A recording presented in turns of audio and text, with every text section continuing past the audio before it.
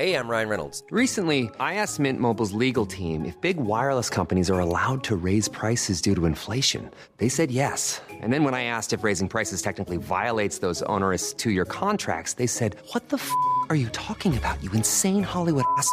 So to recap, we're cutting the price of Mint Unlimited from $30 a month to just $15 a month. Give it a try at mintmobile.com/switch. $45 upfront payment equivalent to $15 per month. New customers on first 3-month plan only. Taxes and fees extra. Speed slower above 40 gigabytes. See details. Welcome to the Sisters-in-Laws podcast.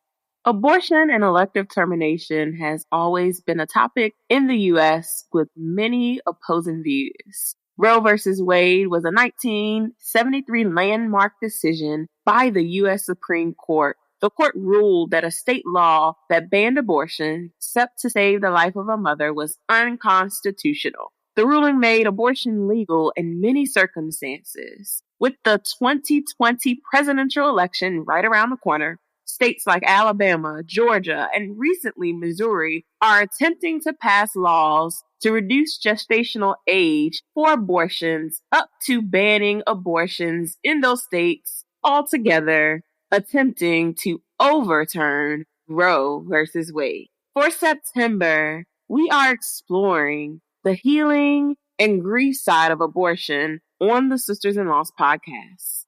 In the medical world, the terminology miscarriages are called spontaneous abortions or pregnancy loss. And in this community, we have to learn how to extend grace to individuals who electively terminate their pregnancies no matter their choice. Join us this month as we explore abortion stories and how healing, grief, and shame can keep us all bound if we do not speak up and share. Welcome to the Sisters-in-Laws podcast.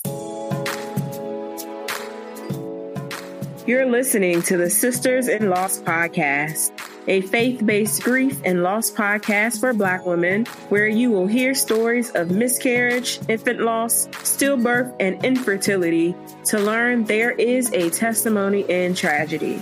You will learn how to heal, gain clarity, find hope and peace, and turn your pain into your purpose after loss. I'm your host, Erica M. McAfee. Welcome to episode 116 of the Sisters-in-Laws podcast. Today's episode is a solo episode, and I'm sharing my abortion story. I have never told this story publicly. As a matter of fact, only a few people may even know this. So as you can imagine, I was nervous at first when I started this series because I knew I wanted to share and I wanted to stand in my truth. I knew that sharing this would help many of the listeners release the hurt, the shame, the embarrassment, the stigma that comes with having an abortion. So here goes. August 19th, 2004 is a day I will never forget. I was 19-year-old in my second year at VCU, about to repeat the cycle. My mom had me at 20 years old. She drove me to a clinic for my scheduled termination. I was about 8 weeks along pregnant by my high school sweetheart. I remember getting out the car and holding my head down as we walked past a line of protesters yelling for me to keep the baby and turn around and go home. I questioned whether I should because I caught a glimpse of one of the protester signs that said, "You are going to hell," for what was about to transpire. I remember signing in at the registration desk, sitting in the waiting room with the other women, and being asked to go back to the examination room. The nurses completed a transvaginal ultrasound to confirm the pregnancy before the procedure began. The doctor walked in and asked me again if I wanted to proceed. I acknowledged him by saying yes, and within 10 minutes, the D&C procedure was complete. An hour later, we departed the clinic, walking past the same aggressive protesters, and I began to cry. But I knew it was the right thing to do and the best thing for me and my future. I never regretted my decision to have an abortion until I had my first loss in 2012. I wondered if that was God's way of punishing me because I took a life from this world. God took away my son Brandon Jr. instead. Then I went to grief therapy and I began to work through my own theology of why would God still love me unconditionally even though I took a life, and was so angry with him for taking my son. I truly thought God healed my heart from both of those losses, and I tried again to have another baby. We conceived, and then I went into preterm labor in the second trimester, and Brielle passed minutes after she was born. Those thoughts came back after, why is God continuing to punish me? I had to get back in therapy to work through my grief and truly begin to heal. I had to learn to trust God again, even though I was still mad at him.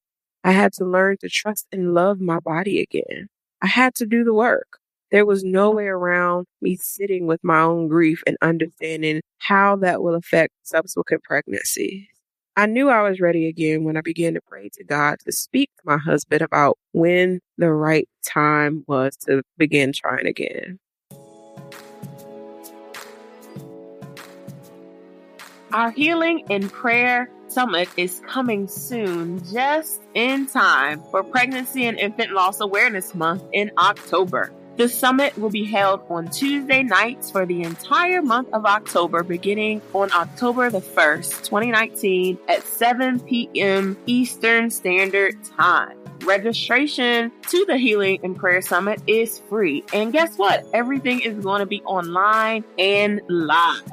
We're going to be speaking on topics of healing after loss, trying again after loss, therapy after loss, parenting after loss, and stress management after loss. To register, go to ericamcafee.com/summit. Once again, ericamcafee.com/summit. And I can't wait to see you there.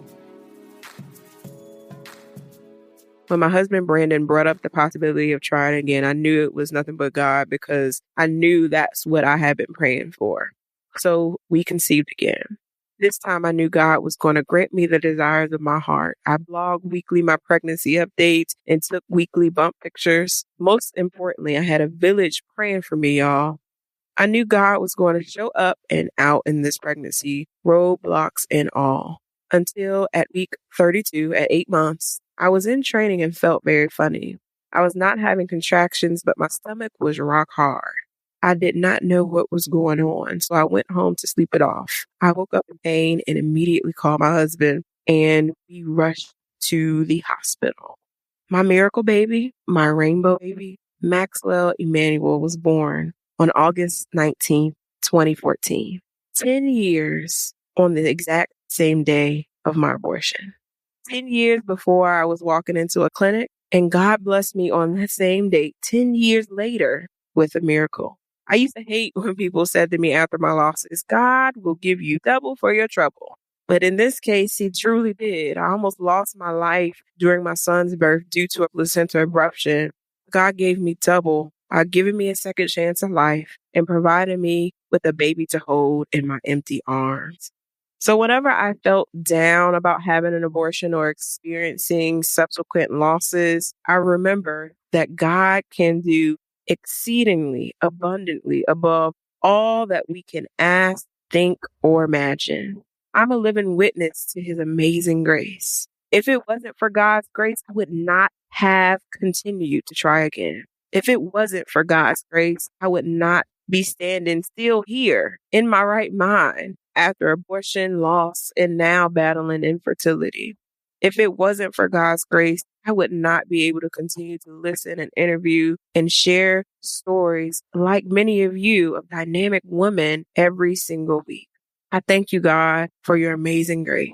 We all have the power to heal. And my prayer for you in this abortion series is that you understood how if you aren't truly healed from loss or abortion, it will hinder you from moving forward in life, love, and motherhood.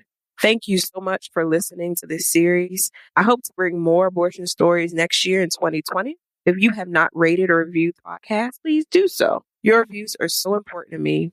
Please join us in our online community at sistersinloss.mn.co or join our free Facebook community at sistersinloss.com. Thank you so much for listening. I'll talk to you next week. Thank you so much for tuning in to today's episode. For show notes, go to ericaandmcafee.com/podcast. Have you joined the Sisters-in-Laws online community? If not, join us online at sistersinlaws.mn.co. That's where you get all of the tools and the resources and freebies from each of the episodes. I can't wait to talk with you all in the online community. If not, until next time, we will see you next week.